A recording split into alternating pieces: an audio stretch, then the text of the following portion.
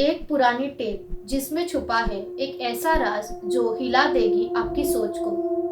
उस टेप के शब्दों में है एक भयानक सच्चाई, एक ऐसी कहानी जो किसी को भी चैन से सोने नहीं देगी। क्या आप सुनने के लिए तैयार है उस राज को?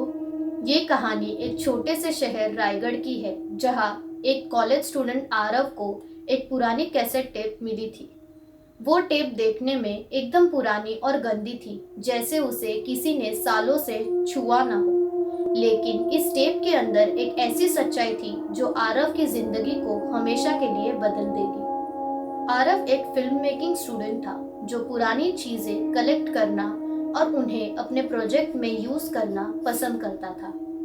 एक दिन वो अपने दोस्त कबीर के साथ शहर के एक पुराने जंकयार्ड में गया, जहां उसे एक ब्रोकन टेप रिकॉर्डर के अंदर एक पुरानी कैसेट मिली। कैसेट के ऊपर एक काला स्टिकर था जिसमें सिर्फ एक शब्द लिखा था, मुक्ति। कबीर ने मजाक में कहा, यह किसी हॉरर मूवी का पार्ट लगती है, छोड़ो, कुछ काम के नहीं है। लेकिन आरव क्यूरियस था। उसने कहा, रात को देखते हैं, शायद इसमें कुछ इंटरेस्टिंग हो। उस रात आरव अपने हॉस्टल के रूम में अकेला था। उसने पुरानी कैसेट को अपने टेप रिकॉर्डर में लगाया और प्ले बटन दबाया।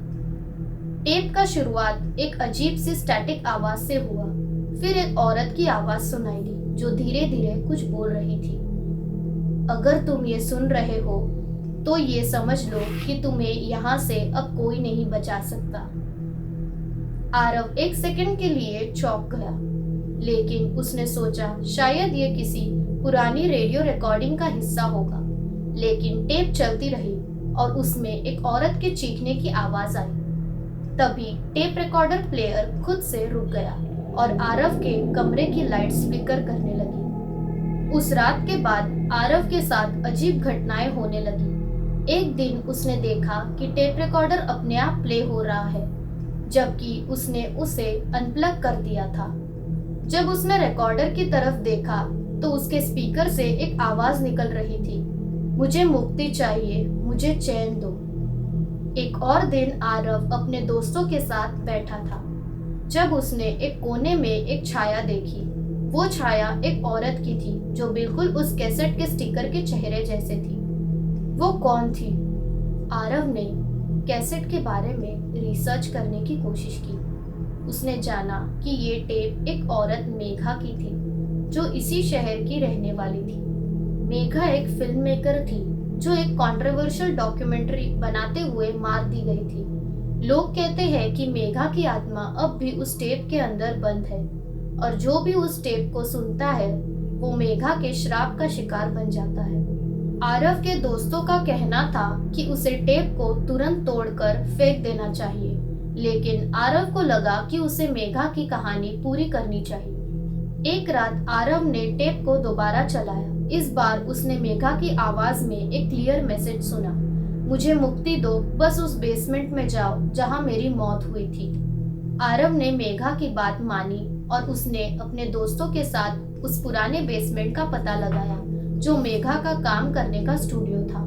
जब वो वहां पहुंचा तो उसने देखा कि एक पुराना प्रोजेक्टर अब भी चालू है।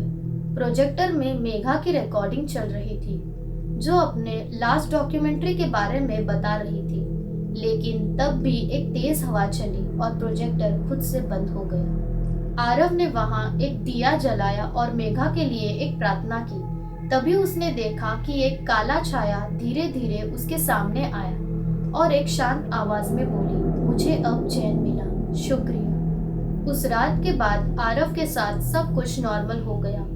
टेप भी एकदम साइलेंट हो गई और उसने उस कैसेट को हमेशा के लिए उस बेसमेंट में छोड़ दिया। क्या आप उस टेप को सुनने की हिम्मत करोगे? क्या आप मेघा की कहानी को समझना चाहोगे? जो भी हो, कभी पुरानी चीजें बिना सोचे समझे मत उठाइएगा। Thank you guys for watching. Take care, good bye.